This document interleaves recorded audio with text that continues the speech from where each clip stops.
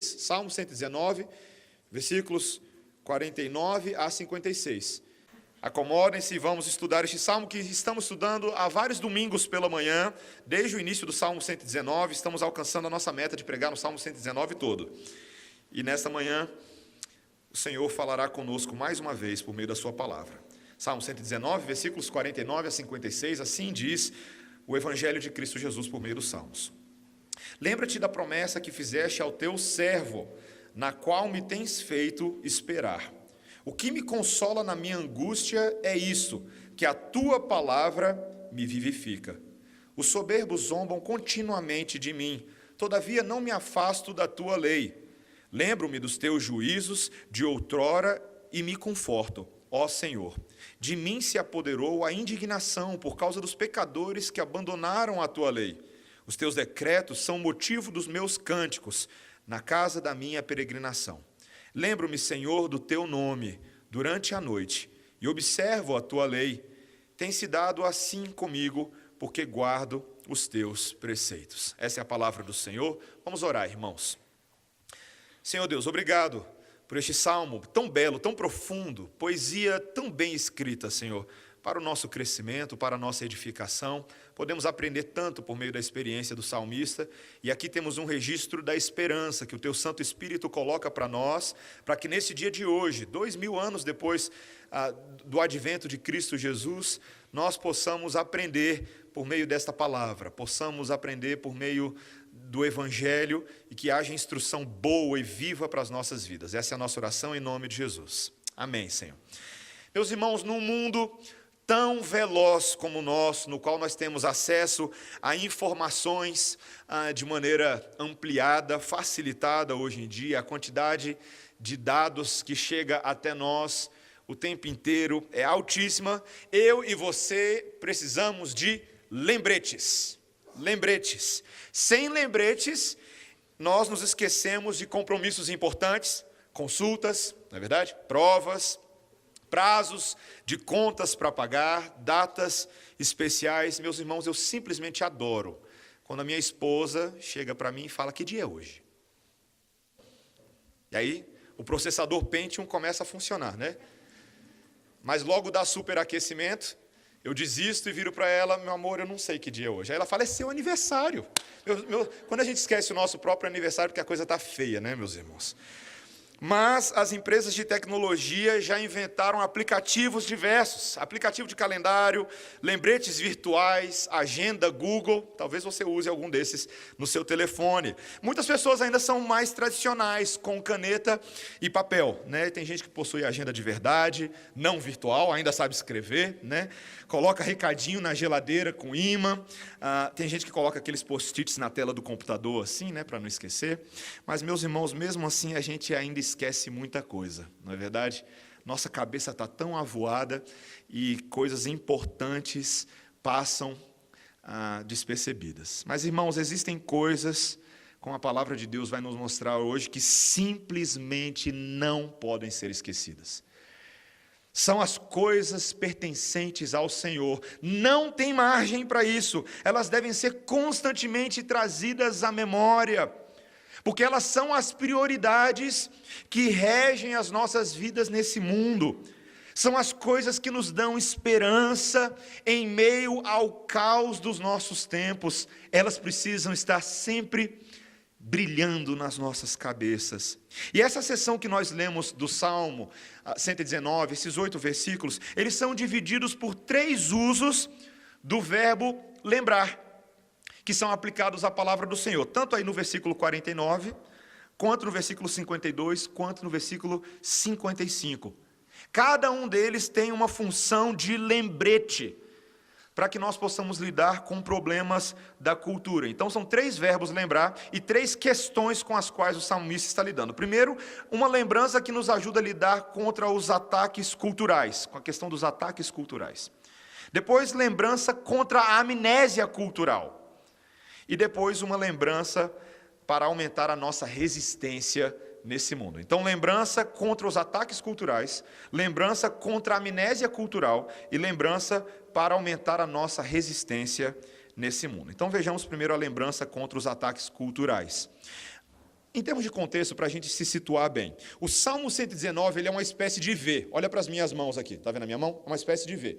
No início desse Salmo 119, o salmista ele começa lá no topo, magnificando a grandeza da excelência da lei de Deus. Ele está feliz, ele começa exaltando os testemunhos, os estatutos, as ordenanças de Deus. Mas aos poucos, à medida que a poesia vai avançando, ele vai pegando esse conceito e aplicando a sua experiência. Só que a experiência dele, a situação dele está na ponta de baixo do V aqui.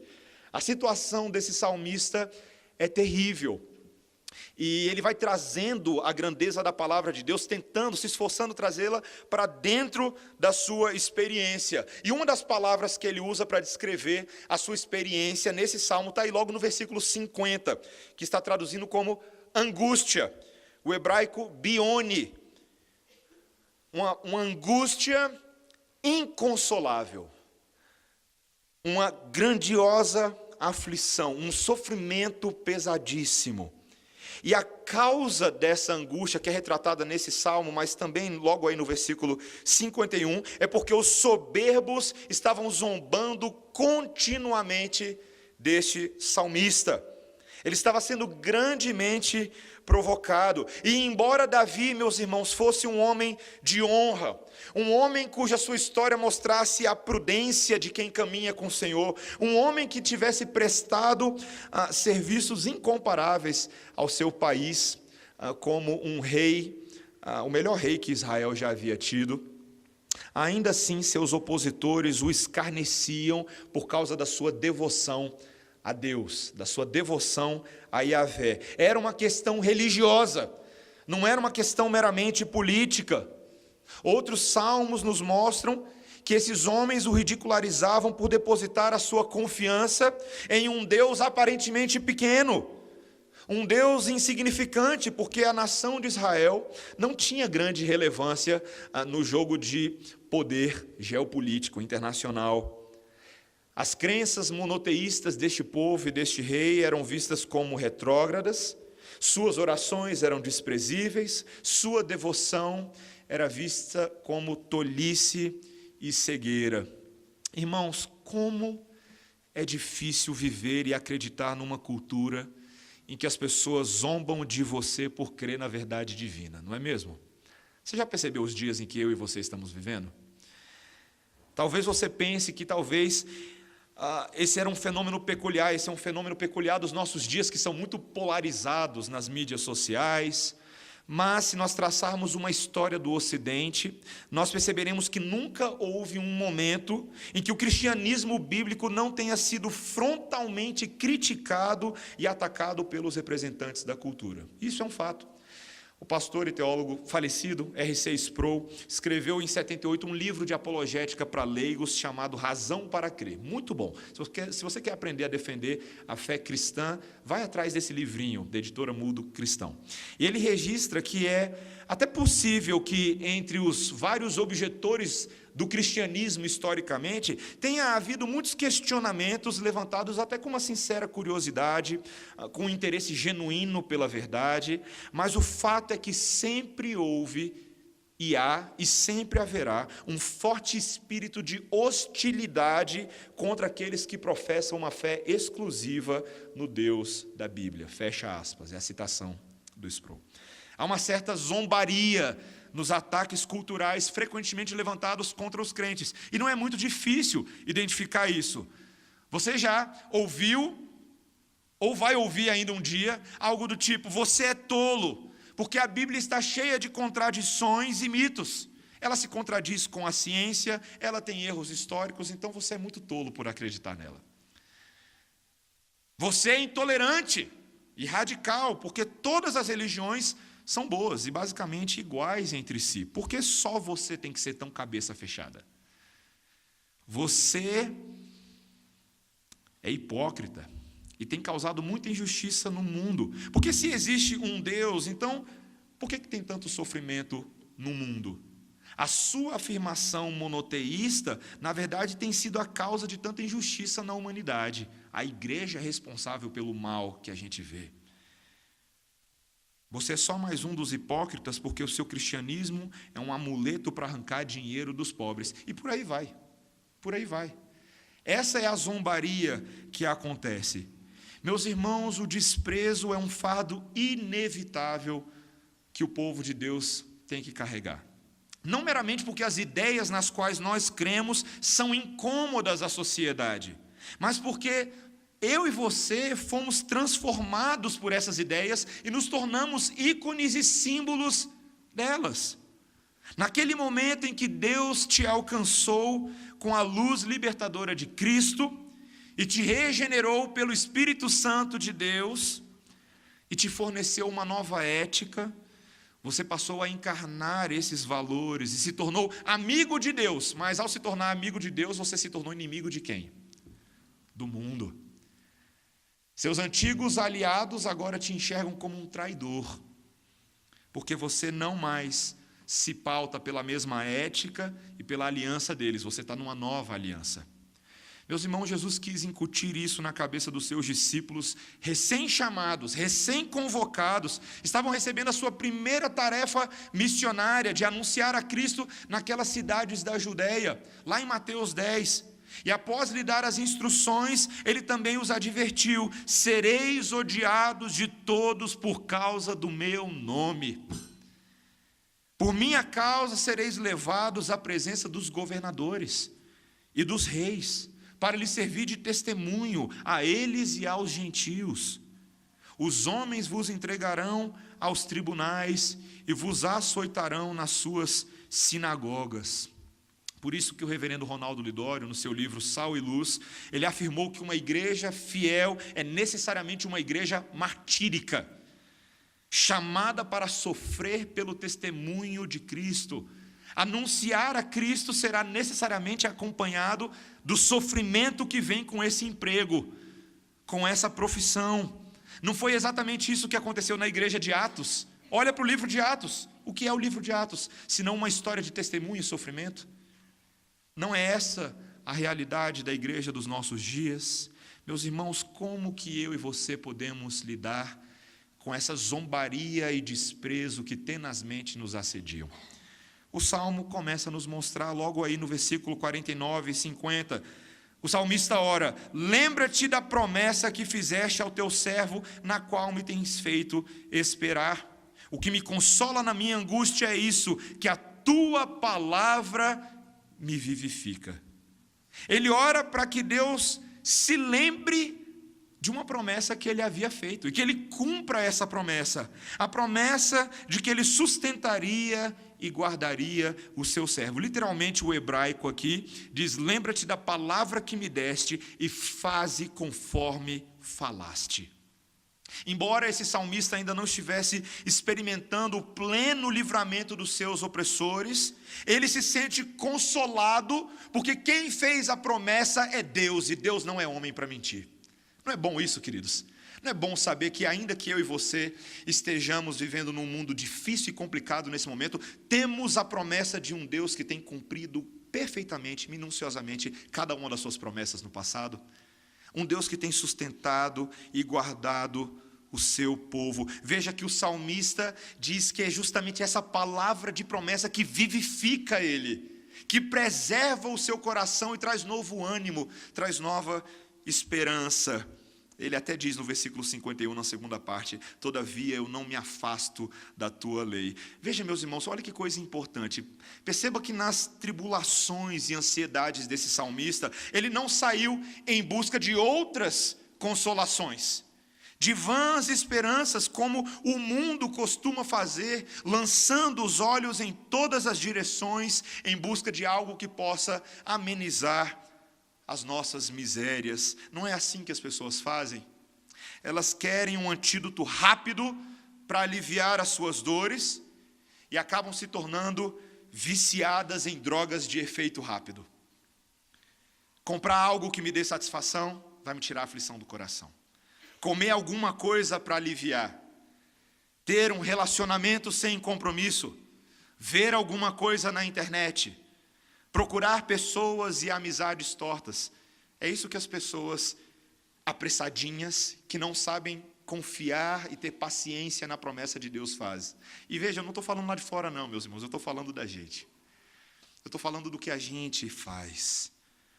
Meus irmãos, o profeta descansa na promessa, que pode até parecer lenta, mas não falha. Deus não falha. Todos os demais refúgios sempre falharão, eles nunca nos completarão e nunca nos fornecerão aquilo que realmente pode nos suprir, que é só a palavra plena e perfeita de Deus. Calvino, ao fazer um comentário sobre esse versículo, ele diz: se meditarmos cuidadosamente na palavra de Deus, viveremos mesmo em face da morte, e nunca nos depararemos com uma aflição tão intensa que a palavra de Deus não possa nos dar um remédio para ela. Não é maravilhoso isso? E mais, ele diz assim: e se ficarmos destituídos de consolação e socorro nas nossas adversidades, a culpa será tão somente nossa, porque ou desprezamos ou ignoramos a palavra de Deus, e assim nos enganamos intencionalmente com vãs consolações. Olha a responsabilidade que eu e você temos, de buscar consolo no lugar certo. O Senhor precisa nos ajudar, meus irmãos, a lidarmos com essa zombaria na qual vivemos, esses ataques culturais. Ele faz isso protegendo o nosso coração com a sua palavra.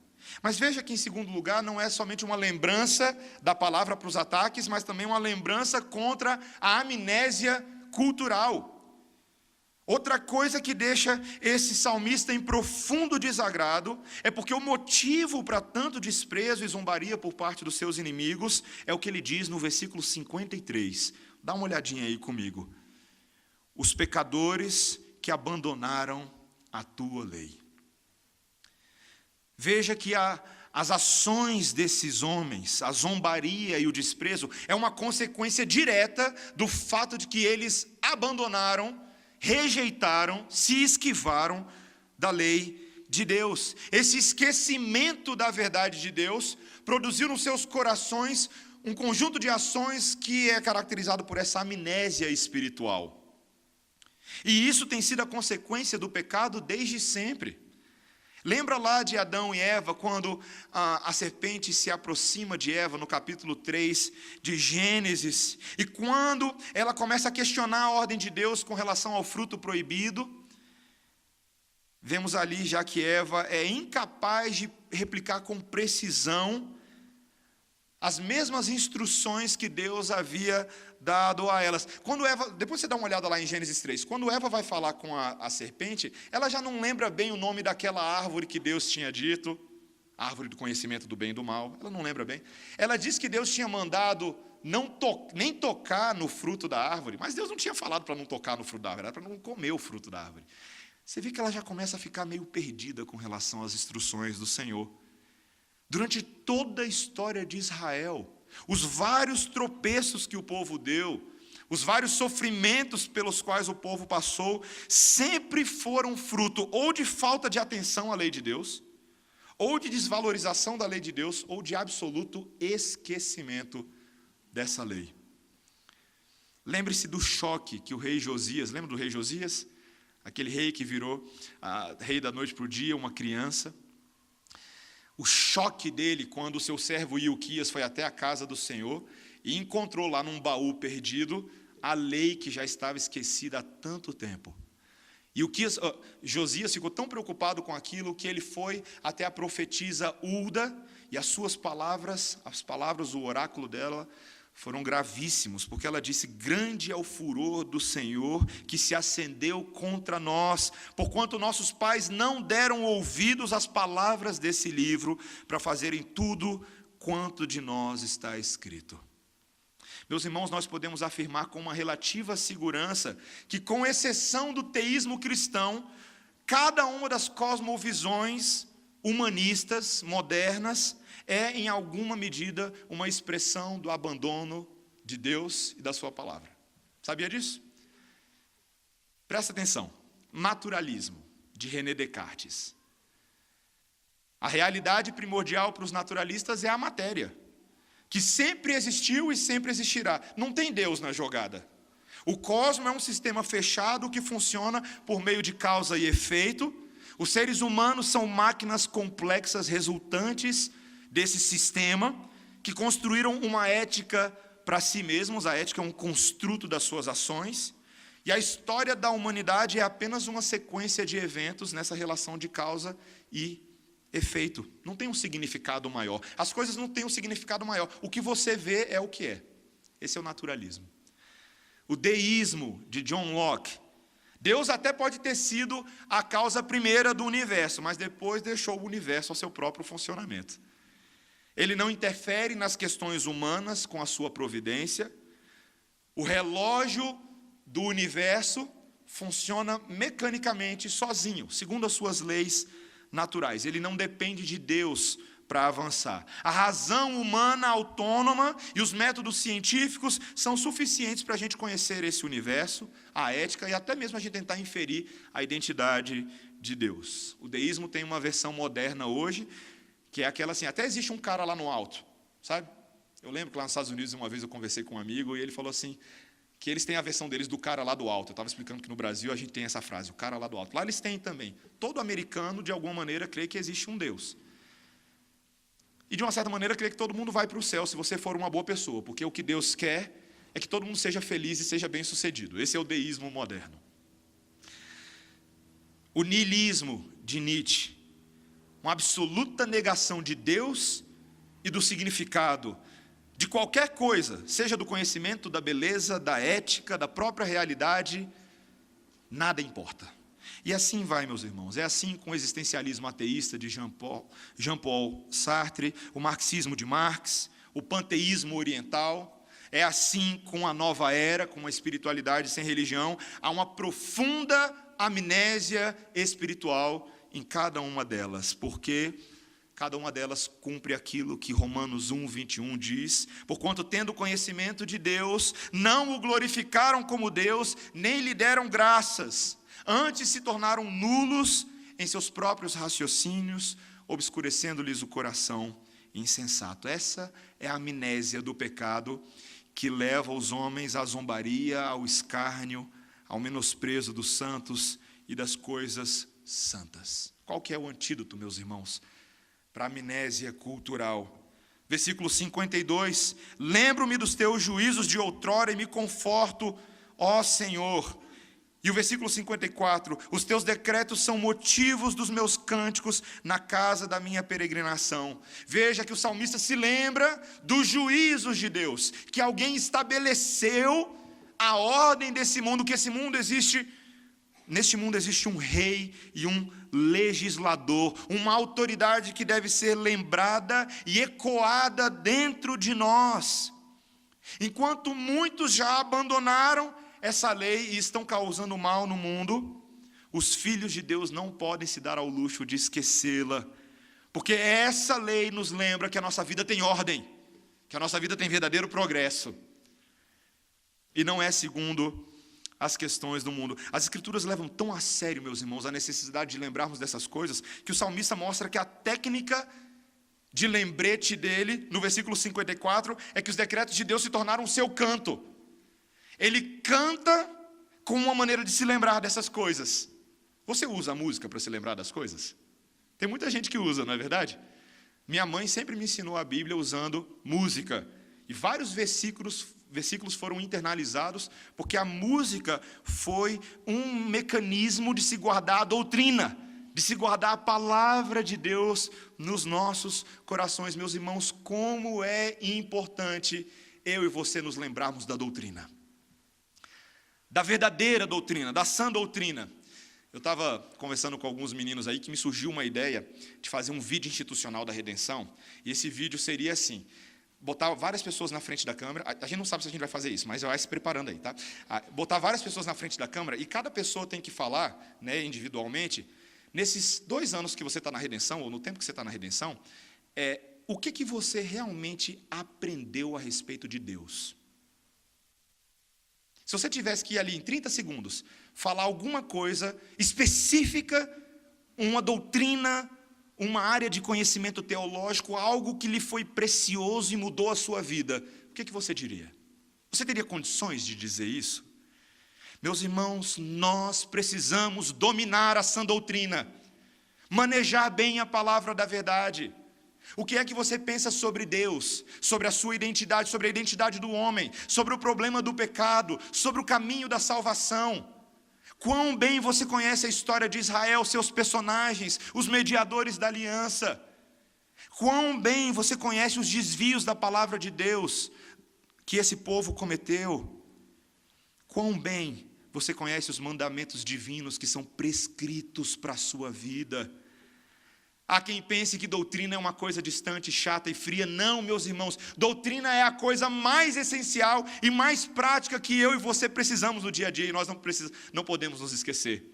É ela que nos orienta na maneira como nós trabalhamos, na maneira como nós nos relacionamos com as pessoas, na maneira como nós definimos prioridades no nosso orçamento mensal, na maneira como nós criamos os nossos filhos, a escola em que eles vão estudar, que livros eles vão ler, que programas de televisão eles vão assistir, na maneira como nós nos envolvemos com questões que realmente merecem a nossa atenção e são prioritárias, e até mesmo, meus irmãos, para as coisas mais triviais do dia a dia. Tem um quadrinho do Snoopy, você já viu o Snoopy antes? Um quadrinho do Snoopy que eu amo. O Charlie Schulz, criador do Snoopy, ele era um crente. E nesse quadrinho, a Lucy, ela está dentro de casa, olhando pela janela, e lá fora, uma chuva torrencial caindo. E ela fica olhando aquela chuva, e ela fala assim, nossa, será que essa chuva vai inundar o mundo inteiro? Aí o Linus, o caçulinha do grupo, que é o teólogo de plantão do grupo, sempre pronto, ele vira para Lucy e diz que ele responde que um dilúvio global seria impossível, porque em Gênesis 9, Deus prometeu que ele jamais iria inundar o mundo novamente. Aí a Lucy dá um suspiro e diz, ai, que bom, você tirou um peso da minha cabeça. Aí o Lionel só solta assim, a sã doutrina tem essa capacidade. Queridos, a sã doutrina tem a capacidade de tirar um peso da nossa cabeça. Ela não é o que coloca um peso na nossa cabeça, ela é o que nos alivia e nos liberta para viver a vida que Jesus quer que nós vivamos. É a sã doutrina. Nesse exato momento, o mundo está de cabeça para baixo. Tem incêndio no museu, tem candidato esfaqueado, tem gente achando que as eleições, as próximas, têm condição de resolver o problema do Brasil, e tem gente que está tão desesperançada que nem votar quer mais. E você? Qual é a âncora da qual você está se lembrando? É a sua sã doutrina, ou você está que nem todo mundo no mundo, sendo levado de um lado para o outro por toda sorte de vento de doutrina, ou boato que alguém te manda no WhatsApp ou no Facebook? Queridos, nós precisamos nos lembrar da sã doutrina para não cair na amnésia cultural. Precisamos. E em último lugar, meus irmãos, nós precisamos nos lembrar da palavra para termos resistência nesse mundo. Versículos 55 e 56. Lembro-me, Senhor, do teu nome durante a noite e observo a tua lei. Tem se dado assim comigo, porque guardo os teus preceitos. Este salmista se lembra do nome do Senhor durante a noite. A noite na Bíblia, ela tem tanto um sentido literal, você lembrar das coisas antes de dormir, ou durante a madrugada, é o período da noite, mas ela também tem um sentido figurado. A noite representa aqueles dias escuros da alma. A noite da vida é quando as resistências abaixam, estão fragilizadas.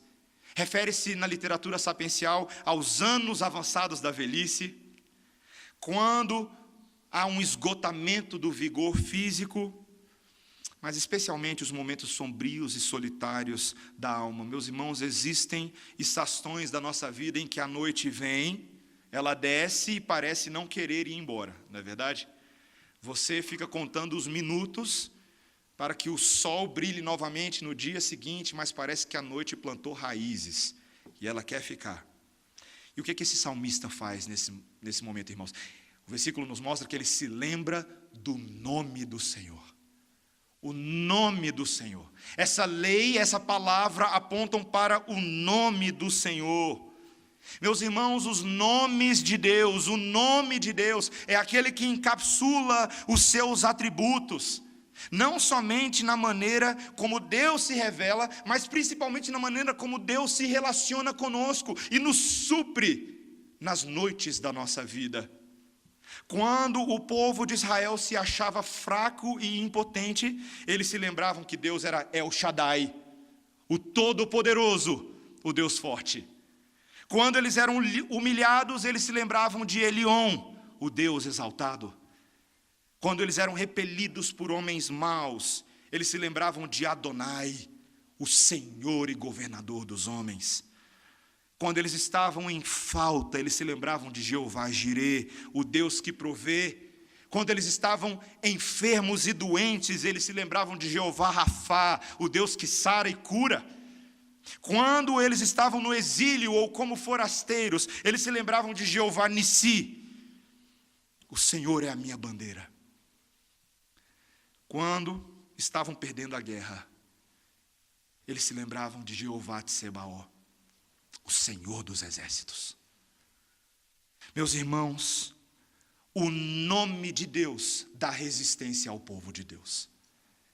Ele nos dá fibra, ele nos infunde, e ele nos finca na identidade de um Deus que cuida do seu povo, que se revela por meio de cuidado, por meio de nos sustentar. Meus irmãos, nós nos lembramos que esse Deus se compadece de nós, esse nome sobre todo nome, porque Ele mesmo experimentou a dor e o sofrimento como nenhum outro.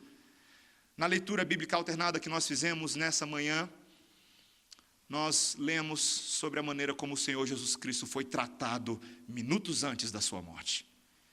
O desprezo, a zombaria, as acusações caluniosas, aqueles soldados que o instigavam, dizendo: profetiza-nos quem foi que te bateu. Já imaginou, meus irmãos?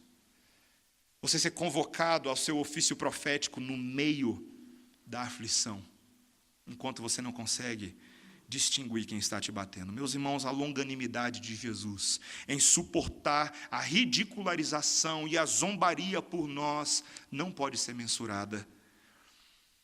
E, meus irmãos, é isso exatamente que nos ajuda hoje a fazermos o mesmo pelo Evangelho. O Senhor Jesus Cristo nos lembra hoje que riram dele por você. Você está disposto que riam de você hoje por ele? Será que eu e você estamos prontos para essa tarefa de sofrermos pelo Evangelho? Meus irmãos, aquele que morreu por mão de iníquos, hoje ele é o nome sobre todo nome, o Rei que reina, o nome que você carrega e te dá resistência para aguentar os ataques culturais. É Ele quem cuida de nós na noite escura da alma, como os puritanos falavam. Meus irmãos, esse é o nome que nos dá poder e coragem para abrir os nossos lábios e falar das nossas convicções. Nós precisamos desesperadamente dessa resistência. Quero concluir, irmãos, lembrando que eu e você assistimos estarrecidos nessa semana as cenas do incêndio no Museu Nacional. E eu prometo para toda a igreja que quando eu estava pregando o sermão do último domingo à noite, com ilustrações sobre um edifício em chama de fora a fora no meu sermão, eu não tinha ideia de que aquelas coisas aconteceriam. Eu não tinha ideia. Mas, meus irmãos, muitas memórias preciosas ali foram perdidas naquelas chamas devoradoras. Memórias que nunca deveriam ter sido perdidas. Nunca. E entre as muitas lições que nós aprendemos com o museu e os brasileiros estão aprendendo, uma das mais importantes é que nós precisamos fazer backup. Você precisa ter um sistema de salvamento de dados. Você faz backup dos seus arquivos? E deixa eu te fazer uma pergunta. Você faz backup dos arquivos que você fez backup? Ou você só coloca na nuvem e acha que a nuvem vai te guardar para todo sempre? Amém. Meus irmãos, as aflições desse mundo e as tentações do pecado serão como chamas tentando apagar as memórias da doutrina que estão dentro de nós. Nós devemos impedir isso.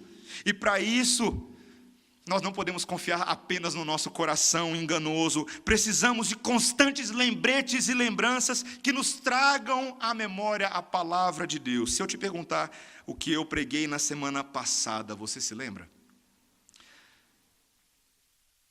Como que você poderá internalizar essa palavra posteriormente? Meus irmãos, nós precisamos estudar o texto de novo.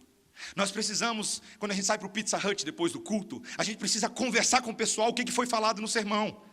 E na quarta-feira, quando a nossa irmã está passando por uma aflição, a gente liga para ela e cita aquele versículo que nós memorizamos no domingo. E nós nos sentamos com a nossa família, em casa com os nossos filhos, e fala assim: filhos, o que vocês aprenderam com o sermão dessa semana? Meus irmãos, nós precisamos fazer isso, não somente com o sermão, mas com o nosso estudo diário da palavra de Deus. Como é que você estuda a palavra de Deus diariamente? Como é que você faz para internalizar a lei? Você decora os versículos? Você coloca lá no culto familiar os seus filhos para decorar versículos? É importante decorar versículo, não é só para ganhar a estrelinha na gincana da igreja, não.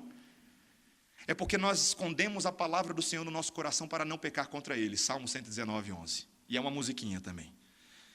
Você repete essas coisas em voz alta. Você fixa elas como o bem mais precioso que existe na sua cabeça. Outra pergunta: você ora para que o Espírito Santo ajude você a não esquecer da palavra de Deus? Quantos de vocês oram para não se esquecer da palavra de Deus? Você ora para que o Espírito Santo te cure de Alzheimer espiritual? Porque nós somos especialistas nisso. Você canta a palavra de Deus no seu dia a dia? Querido, está vendo? Quantos mecanismos nós podemos utilizar para não nos esquecermos das coisas que têm prioridade? Ataques culturais, amnésia cultural e a necessidade de resistência. Somente os lembretes do Evangelho de Cristo podem nos fazer prosseguir. Amém? Vamos orar, irmãos. Senhor Deus, obrigado pela Tua palavra. Como é bom, Senhor, neste momento nós podermos nos lembrar. O culto é uma eterna lembrança, Senhor. Mas não uma lembrança de memórias esquecidas no passado, não, Senhor. É uma lembrança daquilo que temos neste momento. Temos neste momento comunhão com o Deus vivo. Temos o poder de Deus em nosso favor, o poder da cruz, para perdoar e santificar, para nos ajudar a elaborar e projetar. Senhor, como nós precisamos dos Teus lembretes. Ajuda-nos, Senhor. Não é fácil viver nesse mundo e muitas vezes nos falta resistência, mas nós neste momento invocamos o poder que há no sangue de Jesus sobre nós. E pedimos que a Tua graça, a Tua bênção nos acompanhe. Senhor, faz isso por nós. E que desta palavra de hoje e de qualquer outra palavra jamais nos esqueçamos. Em nome de Jesus. Amém. Vamos ficar de pé, irmãos. Vamos cantar ao nosso Deus com alegria. E após o cântico, pedirei aos irmãos que sentem para que nós tenhamos um batismo nessa manhã.